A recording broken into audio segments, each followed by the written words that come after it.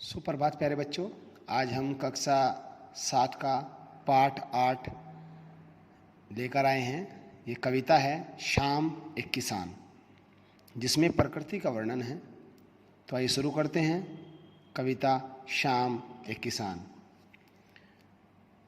आकाश का साफा बांधकर सूरज की चिलम खींचता बैठा है पहाड़।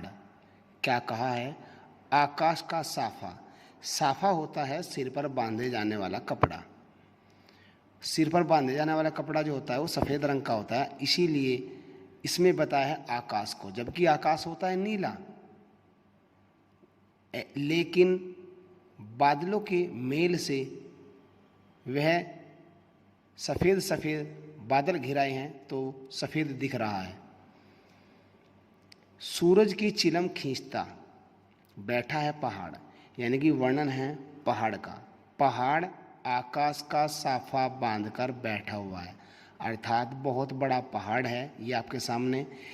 इसके सर पर बादल है, लेकिन बादल साफे के समान बताए गए। जिस प्रकार मनुष्य बहुत लंबा व्यक्ति अपने सिर पर साफा बांध लेता है, ठीक उसी प्रकार ये पर्वत है, ये पहाड़ है, ये अपने सिर पर बादलों का साफा बांधकर बैठा हुआ है। सूरज की चिलम खींचता। सूरज की चिलम, जिस प्रकार कोई बूढ़ा व्यक्ति चिलम यानी कि हुक्का पीता है और गुड़गुड़ाता है तो उसमें लाल लाल अंगारे उबल आते हैं, जिस प्रकार यह सूर्य आपके सामने दिखाई दे रहा है। घुटनों पर पड़ी है नदी चादर सी। जिस प्रकार कोई बुजुर्ग व्यक्ति चारपाई पर बैठा हुआ अपने पैरों पर चादर डाल लेता है, ठीक उसी प्रकार इस पहाड़ के बराबर से भी यह नदी बह रही है, अर्थात उसके पैरों पर। पैरों का मतलब है क्योंकि पहाड़ जब ऊपर होगा तो यहाँ नीचे पैर होंगे, और पैर जब नीचे होंगे तो ऐसे ही इस पहाड़ की गहराई भी होगी। तो उस पहाड़ की गहराई से नदी बह रही है और वो ऐसे पड़ी हुई है जैसे किसी बुजुर्ग व्यक्ति के पैरों पर चादर पड़ी रहती है। पास ही दहक रही है। पास ही दहक रही है, अर्थात इसमें जो इसने बताया पलाश के जंगल की अंगीठी। इसने बताया कि जो पास ही दहक रही है, दहकने का मतलब होता है जलना। पास ही जल रही है पलाश के जंगल की अंगीठी। पलाश अर्थात एक प्रकार का पेड़ होता है, वहाँ उनके जंगल हैं बहुत सारे पेड़ों के में, यानी कि बहुत सारे जंगल हैं और वहाँ बहुत सारे पेड़ हैं, और वहाँ वह जल रहे हैं। किसके समान? अंगीठी के समान। जिस प्रकार अंगीठी में कोयले की आग बहुत तेज लपट के साथ बड़ी बड़ी जो है चिंगारियाँ जल उठती हैं, ठीक उसी प्रकार पलाश के जंगलों में आग लगी हुई है और ऐसा लग रहा है जैसे कोई अंगीठी जल रही हो।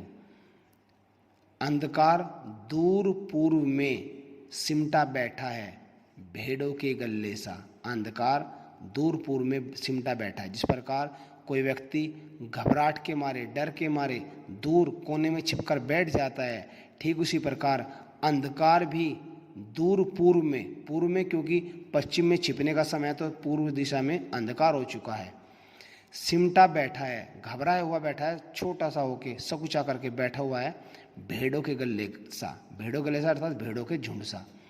इसका मतलब है अंधकार बहुत ही कोने में कहीं छिप गया है। क्यों? क्योंकि जब यहाँ पर अंगीठी चल रही है किसकी?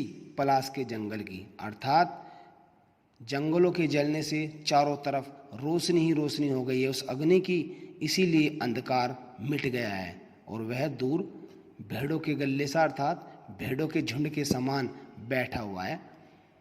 ठीक है, कैसे बैठा हुआ है? सिमटा, सिमट करके, सकुचा करके, घबराहट के मारे। इसमें बताया है अचानक बोला मोर। मोर अचानक बोला। क्या बोला? जैसे किसी ने आवाज दी। अब प्याऊ प्याऊ ये आवाज होती है मोर की, जो बोला। जैसे किसी ने आवाज दी, यानी कि जैसे मोर बोला तो ऐसा लगा जैसे किसी ने आवाज दी हो। और क्या कहा हो? सुनते हो, सुनते हो, ये बात कही। चिलम औंधी, तो चिलम जो है क्या हो गई, औंधी, उल्टी हो गई। जिस प्रकार एक पत्नी अपने पति को कहती है सुनते हो, तो पति एकदम खड़ा हो जाता है। और हवल तावल जिसको बोलते हैं जल्दबाजी, है ना, हमारे खड़ी बोली में शब्द होता है ये हवल तावल, लेकिन इसको जल्दबाजी कहते हैं। जल्दबाजी में जो चिलम थी वो औंधी, उल्टी हो गई, अर्थात सूरज यहाँ से नीचे डूब गया। धुआं उठा, यानी कि जो आग यहाँ जल रही थी इन जंगलों में वो बंद हो चुकी थी, धुआं उठ रहा था। सूरज डूबा, और ये सूरज डूब चुका था, अंधेरा छा गया, और सूरज के डूबते ही चारों तरफ अंधकार छा गया। तो इसलिए इस पाठ में, इस कविता में आपको मनुष्य के बारे में, प्रकृति के बारे में जो बताया गया है सभी ने ध्यानपूर्वक समझा होगा। इसके कवि जो हैं वो हैं सर्वेश्वर दयाल सक्सेना। धन्यवाद।